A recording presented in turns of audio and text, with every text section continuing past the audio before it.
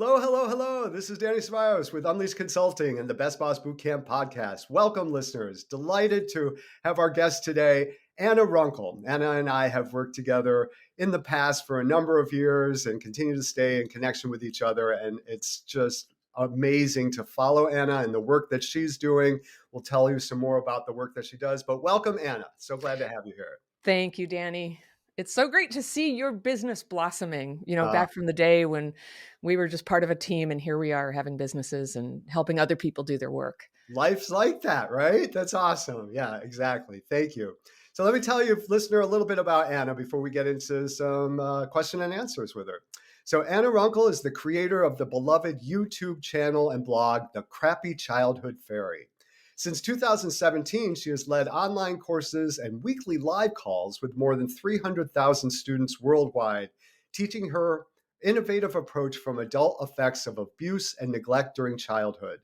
Her work is focused on calming dysregulation and other trauma symptoms and changing self-defeating behaviors that are common among people who have lived dysregulated and traumatized and been traumatized for much of their lives.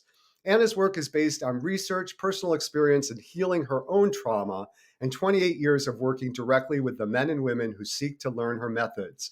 She currently lives in the San Francisco Bay Area. So once again, welcome, Anna. So delighted to have you here. Thank you. Yeah. And is there anything else that you want to tell us about yourself or, you've had such an interesting, not only career trajectory, but the more, I feel like the person I know now is different than the person that I first met 30 years ago. So I feel like the bio that I just gave just gives a little bit. Is there some Yeah. more context that you can give us about who you are and the work that you do? Well, like everybody who was traumatized as a kid, there was always a lot of potential locked up and restrained in me from what I was able to bring to work.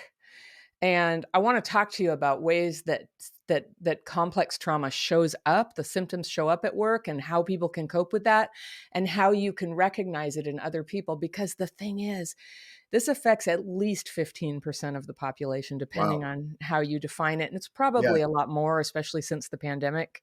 I think that exacerbated a lot of people's I bet. latent symptoms and one of the many tragedies of living traumatized and not getting a chance to heal is that all of that potential, your gifts, your talents, your ability to lead, your ability to invent and make positive things happen in the world gets very suppressed as you struggle with the symptoms that sometimes make you look crazy, undependable, angry. There's so many problems that flow out of it. I'm on a mission to help people recover from the symptoms. I'm not a doctor or therapist.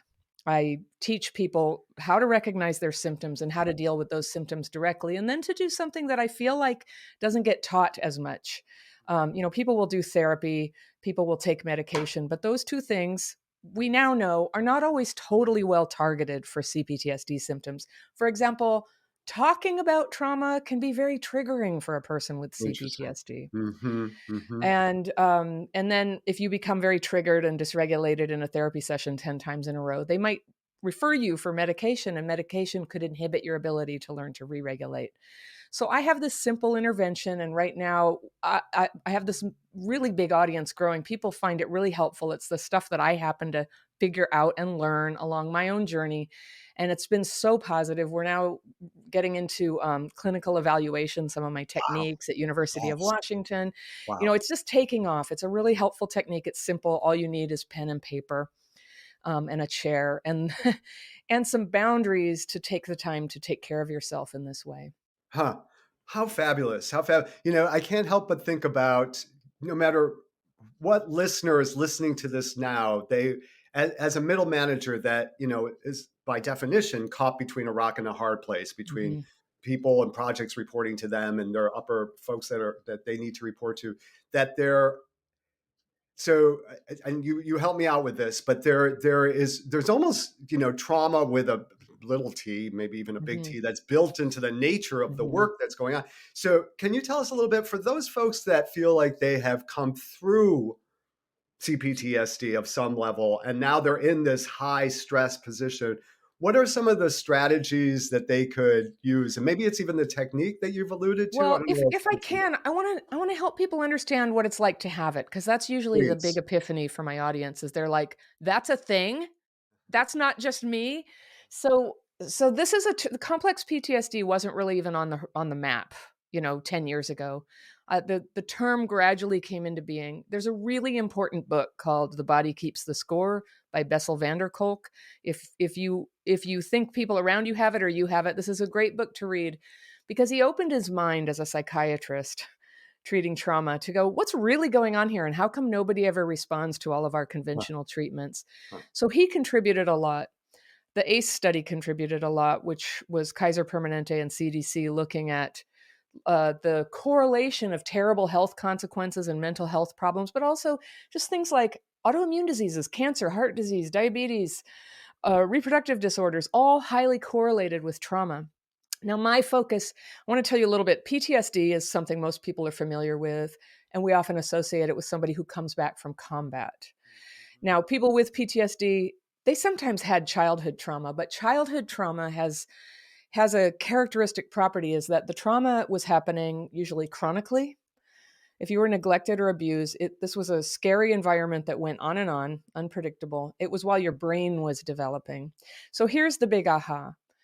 You were told that when you can't cope with things and you get depressed or anxious or freak out on people, you were told it was a psychological thing. And people understood it might be from childhood. But you know what it turns out? It's also, and maybe primarily, neurological. It's a Uh-huh. brain injury. It's a brain injury. And that's why so many things that people like me do that doesn't seem to make sense happen because there's a neurological thing going on that's making it hard for me to see red flags, hard for me to gauge like how bad is this? Am I in danger? And also hard to understand, is this real love? Is it appropriate for me to say thank you? Can I ask for a raise now? Very hard to read. And a lot of people have observed it's a little like having autism in that respect. It's not the same Interesting. thing, but Right. hard to read. But the other thing is with neurological dysregulation, your nervous system is governing everything, your perception, your emotions, your body cycles of sleep, menstruation, everything that, it's governing everything. It governs your immune system and it governs your endocrine system. So this ACE study started way back in the 90s when in a clinic for big interventions for big weight loss. It was for women who had more than, I don't know, more than 100 pounds to lose. And they were doing this extreme program and they would lose the weight and then they'd gain it back. And the researchers were like, why is this happening? And they asked 1,000 questions to try to understand why did they just go and gain it back? Why would they do that to themselves? And one of those 1,000 questions was, were you sexually abused as a child? And 80% of them were. Wow. No kidding. 80%. So they were like, wow, wait, this does something. And so the first reaction of the healthcare world was to say, they just must want to avoid sex. Wow. No And kidding. so I began to question that as I learned more about trauma. I had my big aha about stuff that troubled me, but I began to question that. And I wondered if that wasn't just another of what I've noticed are a lot of like outside perspectives. When you see somebody going into a destructive relationship again and again, or you see somebody like not complying with medical instructions again and again, is it because they're defiant? Is it because they're stupid? Could it be because they go dysregulated in the doctor's office and they can't Mm, process the yeah. information like an ordinary memory? Or Okay. could it be that when a stressful situation like I don't know, when you're dating somebody or you have a job interview, very stressful, that your neurological injury kicks in and you can watch this under stress, a person with CPTSD, the left front cortex will darken, very little activity, and that's where your reasoning is. Sure. And over here in the emotional section, right front cortex, Lights up. fireworks. Oh, yeah. Yeah. And that explains so much about impulsive decisions. So when a person is dysregulated, sometimes you would experience it as like numbness in your hands or nose, or just feeling really spaced out. That's common. People often get misdiagnosed with ADHD, or they can get very emotionally overreactive. I love you, I love you, I love you, or I hate you, I hate you, I hate you. So that would get misdiagnosed as maybe borderline personality. Now, those other things exist, but a lot of people, including Vander Kolk and Pete Walker and many people who have worked in this field for a long time, will tell you, yeah, there's probably a great deal of misdiagnosis because people didn't know what it is. And even to this day, they're trying to train clinical providers and mental health workers in trauma informed care. But there's a pretty low bar for what you can call trauma informed care. So I kind of lead a movement that's self led. If you have CPTSD, here we're gonna pioneer. We're gonna figure this out. What are you noticing are your symptoms? Here's a list of common symptoms, and then how do you learn to calm them? And everything good in life depends on having a little bit of re-regulation capability there. Hmm. Mhm. And Mhm. that is what I Mhm. want to talk about at work. Mhm. Because if you Mhm. had trauma, it's very Mhm. likely you get dysregulated at work. Mhm. Somebody says something, you feel hurried. These things, people criticizing, feeling hurried, loud noises, getting interrupted Mhm. all the time. These are all triggers for CPTSD to come in. And then all of a sudden, you're on shaky ground for being able to focus and have your emotions just be kind of neutral. And a lot of us who had CPTSD, we thought it was just us. We thought it was just us. I don't know. I'm just a bad person. I guess I'm just messed up. And one of the great joys of creating my YouTube channel and making videos about what it's like for me and what I've done about it is like thousands of people go, I have Me exactly the too. same thing. And Wow. this is the first time anybody ever described it. And Wow. now I know I'm normal. I'm having a normal reaction to abnormal circumstances when I was a kid. So it's okay. It doesn't excuse, the trouble is like sometimes when we see somebody being abusive or violent, that could be triggered by their trauma and it's still not okay. Yeah. Yeah. What I'm getting from this is, I mean, this doesn't necessarily excuse behavior. I mean, it helps us Yeah. for myself and Yeah. as you explained. So awesome. And I'm, I guess I'm stunned into silence as I'm absorbing all this. Because it feels so relevant for all of us. So, Mhm. and my listeners especially. So once people start to identify, I almost want to be ginger with treat the term CPTSD gingerly, Mhm. thinking again everybody's got some of this. I know I don't want to minimize, and I really don't want to, Mhm. but it seems to me just realizing it is one thing, but what does one do? What does one do? So tell us a little bit about your practices and your YouTube channel and Sure. all the stuff that you're doing as the crappy childhood fairy, Mhm. which again, I'm just going to say that till it Yeah. come home because I love Well, saying it. what a lot of people do about it is do what you're supposed to do and what insurance covers, which is go talk about it. And Exactly. I learned one of my signature videos, even I love therapists, many Yeah. of them Yeah. are in my classes and I respect them and I consult them, but I never got help for my CPTSD from Mm, that mhm, modality. mhm, mhm, And mhm, I made a video about it called Why mhm, I Quit Therapy, mm. and that was like this clarion call, and it really angered a few people, but it actually a That's whole lot of interesting. people came forward, including doctors, therapists, psychiatrists who said, I have this too, and I can't tell anybody, Wow, and this is wow. not understood. So you can take it with a grain of salt that a lot of what I'm telling you, it is experiential, it's relational, it's anecdotal, but it's getting a lot of momentum now and it's catching Sure. the notice of Yeah. everybody just because it's helpful. So in the way that people treat trauma and some of the prominent people out there, they do focus a lot on having somebody to talk to, physical, like there's things like dance and yoga and meditation. Those are all very helpful, but not for everyone. And then there are things that where you deal directly with your nervous system. Like I've been testing these patches, neurostimulation patches that help. They sort of give a gentle electric stimulation to your sympathetic and parasympathetic nervous system, and and in theory balance it out. And I find that they kind of help focus. So there's these different approaches you can come, Yeah. but the one that saved my life, and I think it was about the time right before I met you, Danny, was when I hit a crisis point with my trauma. I didn't know what I had. I had been attacked on the street, and I had a very bad head injury, and my mom died, and a guy dumped me in 1 week, and I could not read or use a phone, and I was crying all the time, and I was having some very dark thoughts about my future, and I couldn't tell anybody. I did tell a therapist. We talked and talked. I told the doctor. They took a CAT scan. Your brain is fine, they said. But my brain wasn't fine. I had PTSD. I had, classic PTSD where something bad happens and you just go. And as happens to a lot of people, I had sort of contained and handled a lot of my childhood trauma. I grew up in a commune with drug addicts, you can imagine. The my parents never got sober or anything, so there was stuff. And so I had a lot of the classic symptoms of that. But I had the good fortune to meet somebody, and she was just a young woman who had been living on the streets in the Tenderloin, and she had gotten sober. She'd been sober for a few years, covered with tattoos, and she had this beautiful light about her, and I confided in her that I think maybe tomorrow I wanna end it.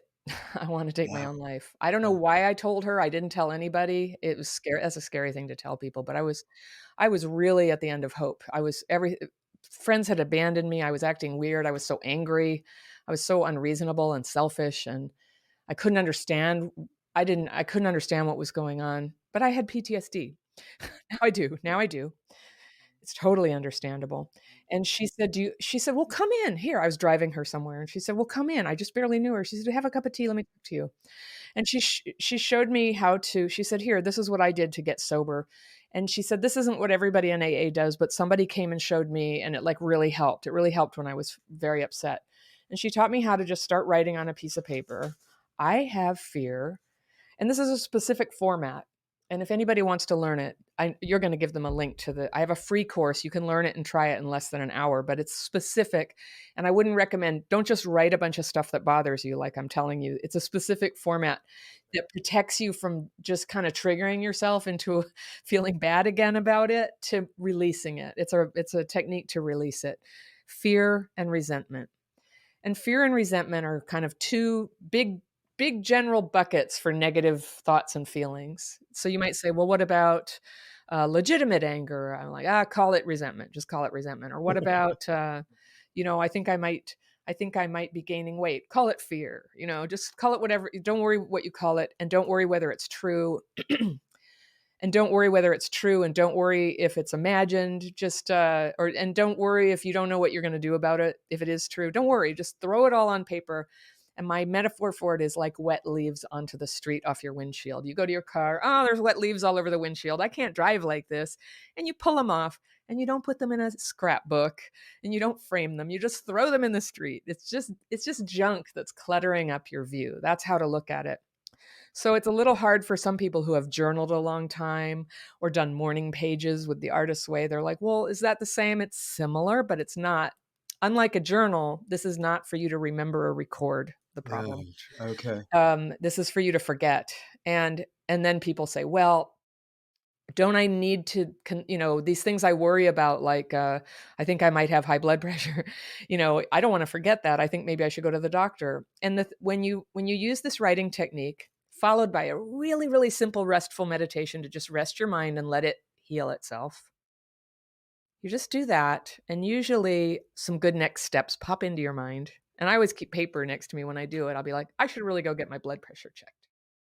Or I should really have a word with that person I snapped at yesterday. I need to apologize. Some good ideas just might come to you, but you don't put any goals on it. You don't be like, when I come out of this meditation, Right. no goals, just rest. Sometimes if you've been living with CPTSD and struggling to act normal and to read what's going on and how do they know what to say and do in this situation, just trying so hard, working overtime to act normal, and then having problems that always are common with people who have CPTSD and thinking, I'm a terrible person. I'm ashamed of how I've behaved. When you've carried that around, your mind is tired. Yeah, I'll bet. And Yeah. you give yourself a sweet little rest. So you write the thoughts that are sort of troubling you, and then you take that little rest. And usually you feel a little refreshed. Some better ideas come to you. And in the short run, it'll get you through a bad night. And in the long run, it'll help you heal your mind. Now, in my case, when I started doing it, I went from being too, dysregulated to even read a paragraph to being the sharpest person in the room. I would sit in business meetings and I realized this is like popcorn. Everybody's just like blah, blah, blah, blah, Yeah. blah. Yeah. And they're not following the thread and no one's facilitating. And I gradually was turning into somebody who had certain skills. It turns out I had a really good ability to kind of see the big picture and hear where the conversation was going.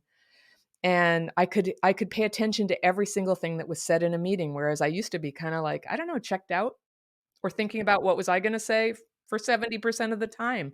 It's pretty hard to be effective when your mind is hijacked like that. So you can begin to now own your own mind and decide what you'll think about more of the time, more of the time.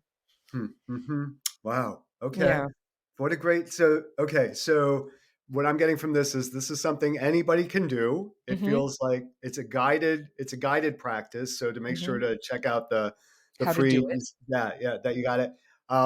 And that it's not the end result, but it's to gain new insights, new awareness, and new appreciation, hopefully maybe unblock some things? That's the secondary benefit. The Okay. primary benefit is it calms dysregulation. Ah, okay. And I mean, that's a broad claim, so let me Uh, pull that back a little bit. We're gonna evaluate that yeah, in our studies. Does it fair really enough. do that? But that's the experience of me and a lot of people. We calm down and when that storm there's like this inner storm when you have CPTSD. Sometimes if anybody doesn't get it, let me tell you what it's like. It's like having headphones on and AC/DC is going really loud, but you're in a very important meeting and you have to keep pretending that everything's fine. Wow, that's descriptive. Huh, Yeah, and that that's you can sounds hear what they're awful. saying and you get it, but you're actually, Yeah. like, struggling to kind of stay with everything.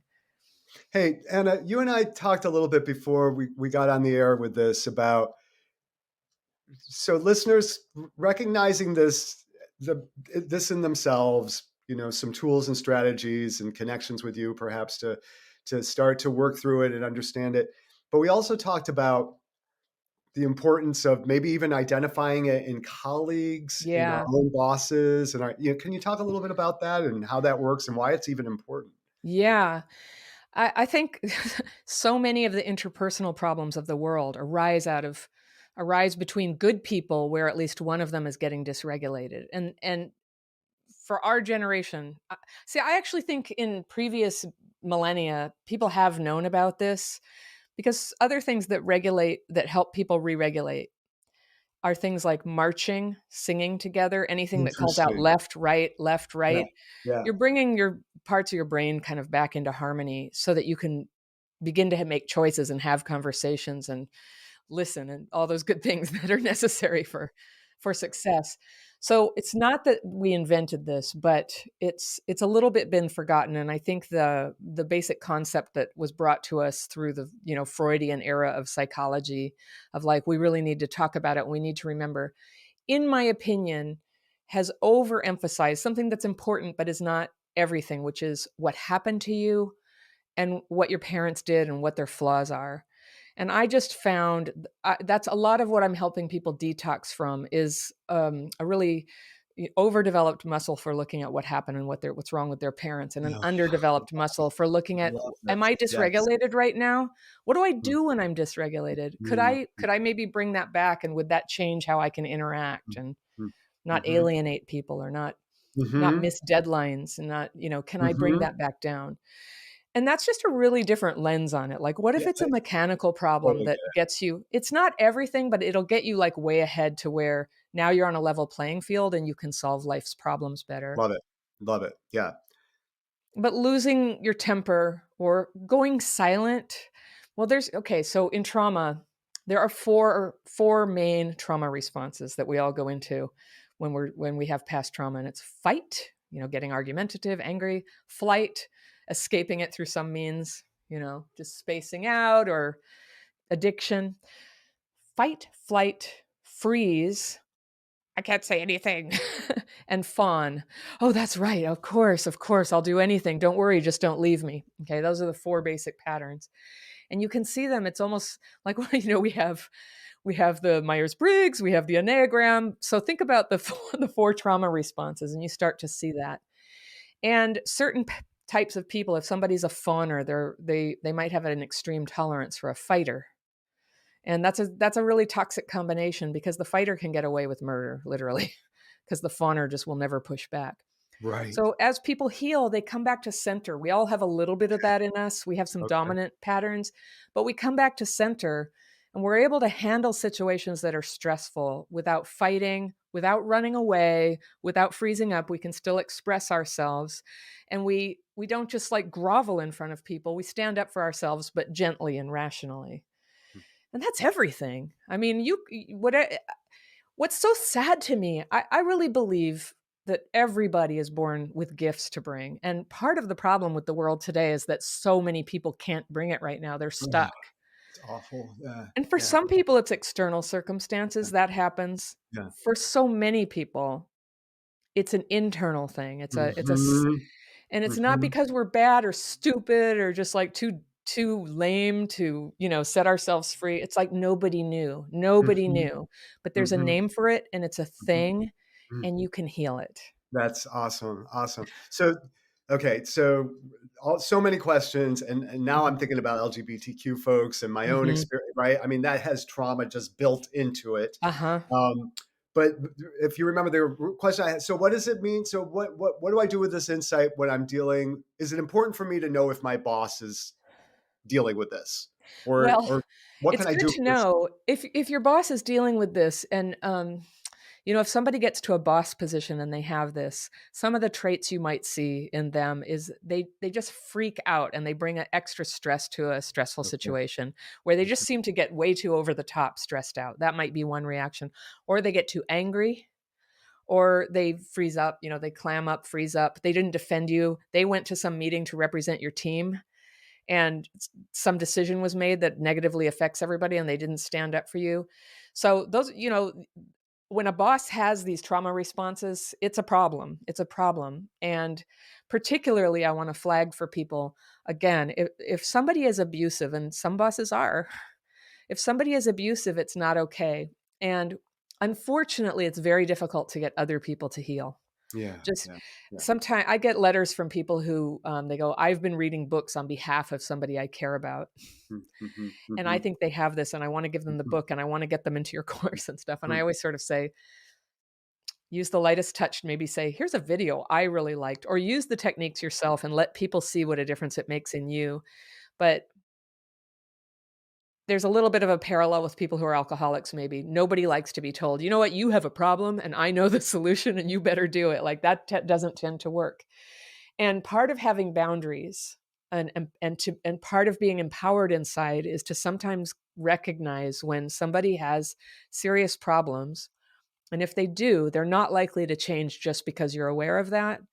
They also might, if it's CPTSD, just being reported to HR may not change the energy either. It might, constrain their behavior. But a lot of people who were mistreated as kids, they were lied to, you know. Mom, I think you're too drunk. I don't want to get in the car. Oh, just get in the car.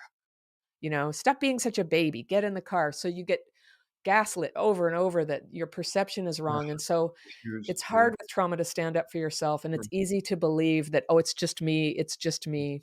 Or I dare not speak up. I could lose my job. But I try to help people like think about those decisions rationally. Like, mhm, but mhm, yes, getting another job is hard, but mightn't it be better, like a year from mhm. now, where would you like to be? Yeah, yeah. With this person who's making every day miserable in your life or We're totally on the same page with that. Yeah, yeah, yeah. Regardless of whether it's CPTSD or whatever. Yeah, at some yeah. point, I've got my own. Yeah, Yeah. it's Yeah, enough to. there's this fear of, there's an abandonment fear and a fear, a lot of us, like, we grew up without adequate food. We were afraid we were gonna end up homeless.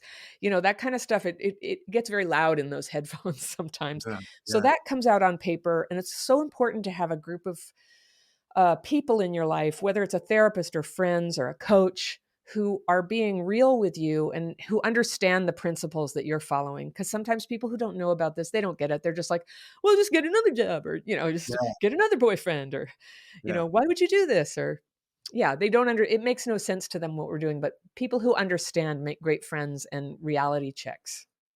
So, Anna, would you say I'm thinking that the even the exercise that you just Hmm. described, that I Uh-huh. know folks can get some more in depth around that. It Hmm. feels like, and help me out with this, but it's something that so my managers, the folks that are listening to this, could actually bring this exercise to their teams. Yes, they could. I would encourage them to really, like, come in and get trained how to do it, though. Okay, It's okay, easy to kinda make it useless if it's got some pretty okay, core principles to it, and that's what we're working on with the University of Washington is can we package this so that it's easy to learn without an experienced teacher present? okay. But Fair enough, yes, fair but yes, something else I wanted to tell you, though, about people in your life, in your workplace, who you think might have it and who seem to be getting triggered and please. behaving weirdly. You might see this also with, subordinates who, are so capable, and you sit in a meeting and they're like, "Great, great," and they're writing stuff down and they're gonna do it, and then they just fade out. That's also often a trauma reaction that's also not okay, right? It's not okay to not come through, but Mhm, and mhm. so I wanna talk about some adaptations for traumatized people that can sometimes, in some cases, be workable, but I wanna talk about also how to work with somebody who's dysregulated in the moment when you think somebody's dysregulated. So if it's not something that they've admitted to you, if they say, "I know I get dysregulated and I'm sorry. I know that makes it really hard. It's okay with me if you say to me," like I have this with my husband, he'll say, "It seems like you're getting kind of dysregulated." And that's like Oh, a safe word for us. And my obligation is to go, "Okay, I hear it." And go help get re-regulated again. mhm, mhm. But if you don't have that agreement with somebody, it's insulting and intrusive to Right, I can comment on it. So imagine. you can very quietly, and this goes for if you're visiting your family of origin and there's some difficult uncle or, Yeah, but you can have these ninja boundaries that are totally yes, invisible to everybody okay, else. okay. And a lot of times, what somebody who's triggered needs is they need a minute to collect themselves. And here this I learned this one. I'm happily married now, but my first husband, who's now a very dear friend, we've both healed so much, but when we first got divorced, I we used to fight and fight and fight. And I was so tired of fighting one day, I just decided I'm not going to fight anymore. And I invented this technique that's been so handy.